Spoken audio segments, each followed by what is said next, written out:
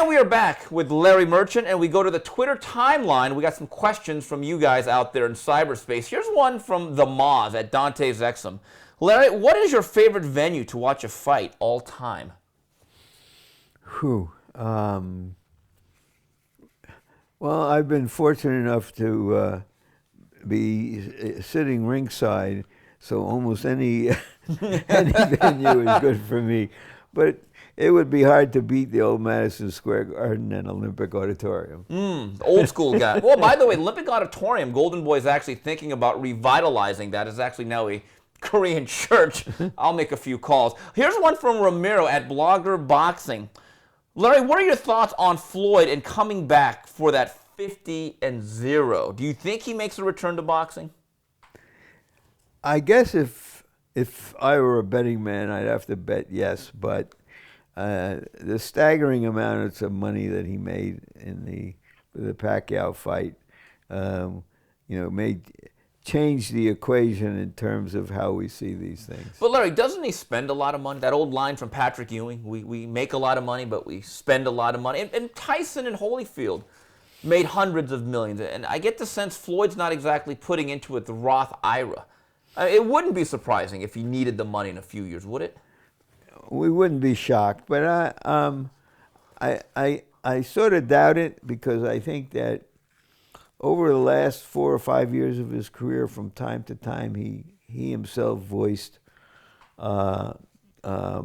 his doneness with the game. He kept on going because there was money in it, and he hadn't run out of skill. But would it shock me? As I say, when people retire, they mean it with all sincerity, and then when they change their minds, they mean it with just as much sincerity.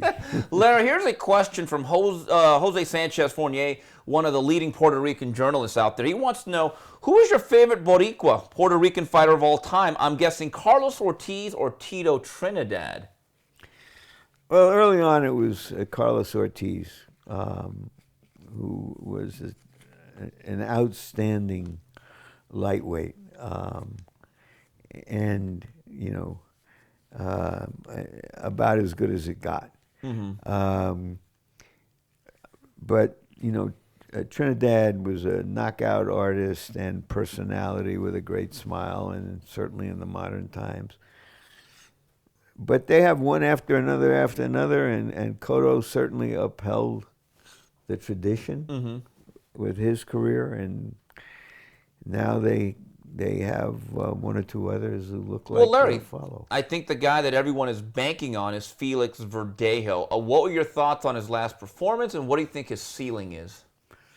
I still think he's got a high ceiling, but that was a little disappointing. But some nights you go out there and it takes two to fight, and if you don't have a chance to look your greatest, and maybe that was just one of those nights, and the next one will be electrifying. Larry, here's one from Bandit.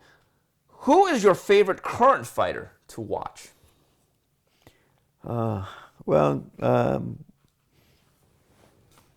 You can't not help like Golovkin and Crawford. I would say are the guys that I like, but I like watching Canelo. I like watching Kovalev, the monster. So there are very good fighters out there on the top level. All right, that's it with Larry Merchant. Larry, as always, thank you for the time. This is Steve Kim for UCN Live.